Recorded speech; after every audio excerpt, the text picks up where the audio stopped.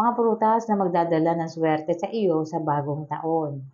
Pag-uusapan na rin po natin dito kung papaano natin i-cleanse yung mga prutas na inihahanda natin. Bago po natin ihanda, kailangan po i-cleanse natin yan dahil meron po iba't ibang uri ng energies yan. So para maiwasan na magdulot ng kamalasan yung mga energies na maaaring naandyan sa mga prutas na inihahanda natin, kine-cleanse natin yan.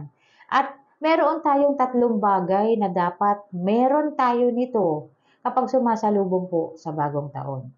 Kailangan po isasabay ito sa mga prutas na inihahanda natin at pag-uusapan na rin natin dito yung mga pangsabit po sa ating pintuan at sa ating mga bintana. Kung mahilig ka sa ganito mga video, huwag kalimutang mag-like, mag-subscribe at i-share mo na rin para malaman ng iba ang kanilang mga swerte sa buhay.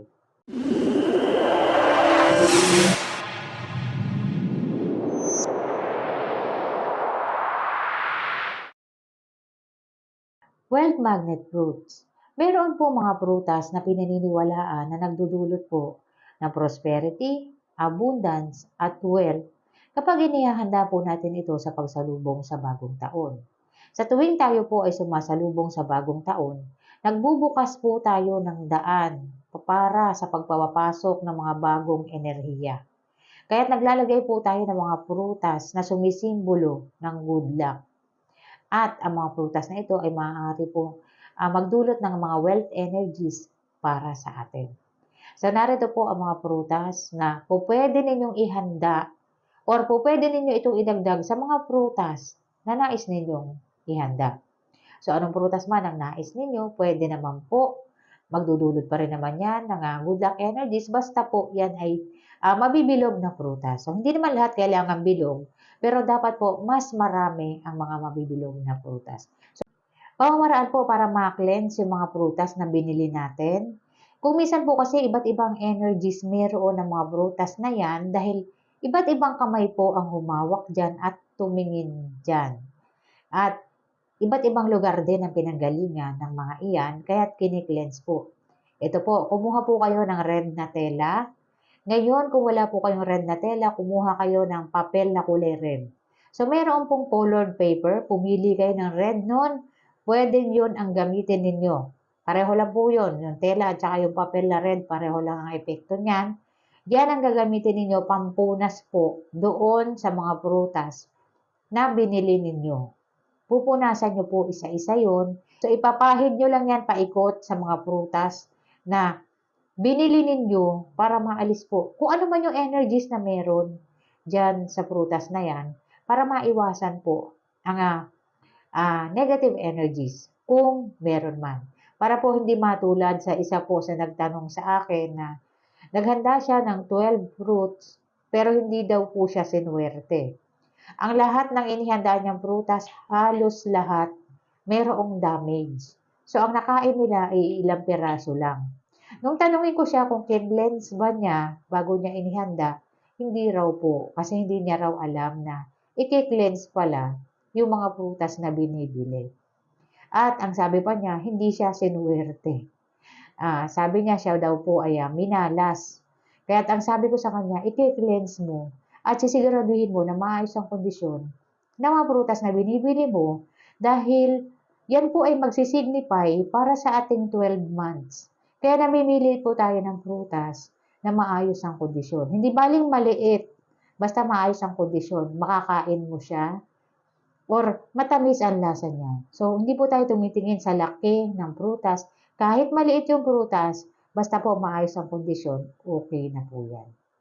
Sunod, ritual po na dapat isinasabay natin sa paghahanda natin ng prutas. So, kung saan ninyo ilalagay yung fruit basket ninyo, isasama nyo po ito. Itatabi nyo po sa basket mismo.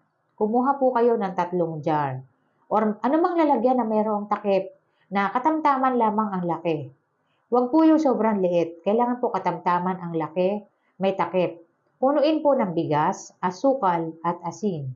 Isama mo po yan doon sa fruit basket mo or itabi mo sa fruit basket mo. Kung saan mo ilalagay yung fruit basket mo, doon mo siya ilagay.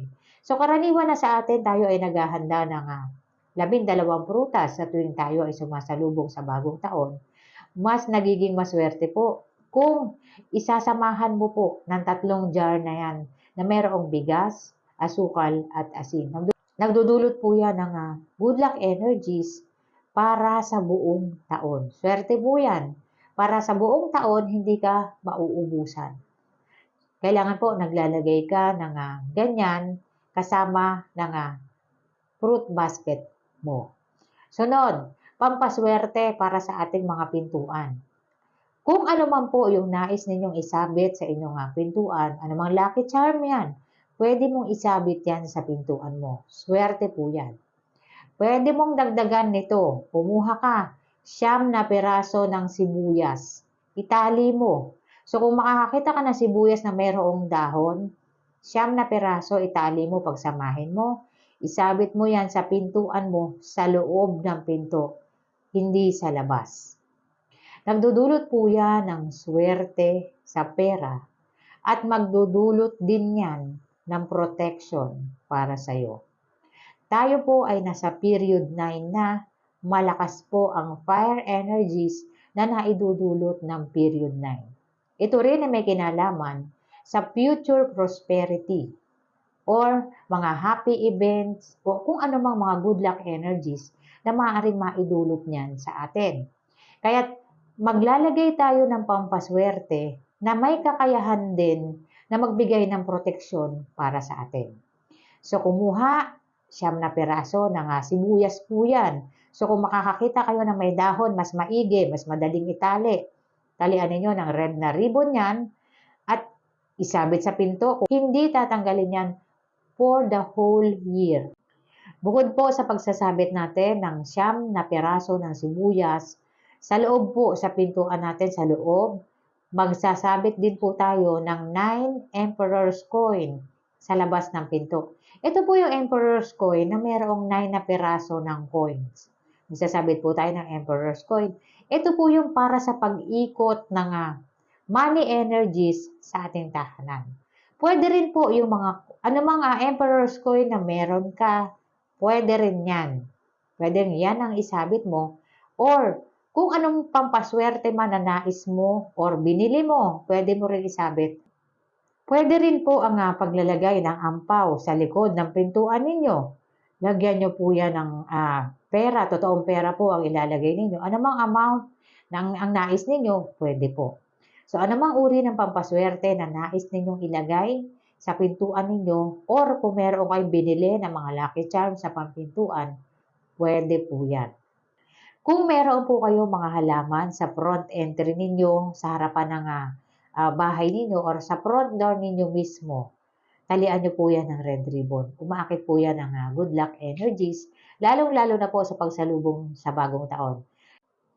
Iba't ibang uri po ng pampaswerte or iba't ibang ritual po ang ginagawa sa tuwing tayo ay sumasalubong sa bagong taon. Sapagkat ang bagong taon po, ito po ang isa sa pinakamaswerteng panahon para sa paglalagay ng mga pampaswerte, paggawa ng ritual. Dito po, lahat ng enerhiya ay bago at malaki ang maitutulong nito para sa atin. Tandaan po natin mabuti, tayo ay umaakit ng mga good luck energies at maaari po ito makatulong sa atin. At para po doon sa mga prutas na nabanggit ko, pwede nyo pong idagdag yan sa mga prutas na nais ninyong ihanda. Tandaan lamang po, kung maglalagay kayo ng maasim na prutas, kagaya ng lemon, ng dalandan na maasim, huwag nyo pong damihan. Halimbawa po, maglalagay kayo ng lemon. Isang lemon lang po. Yung iba po kasi napakaraming dalandan, napakaraming lemon. Isa lang po. Kung maglalagay po kayo ng lemon, kasi po, pangontra po sa mga malas na enerhiya ang paglalagay ng lemon. Pero huwag nyo pong damihan. Isa lamang po. Maraming salamat po sa panonood. Kung may tanong po, mag-comment po sa baba kapag yan po ay nakita ko. Maraming salamat po sa panonood. Maraming salamat po sa panonood.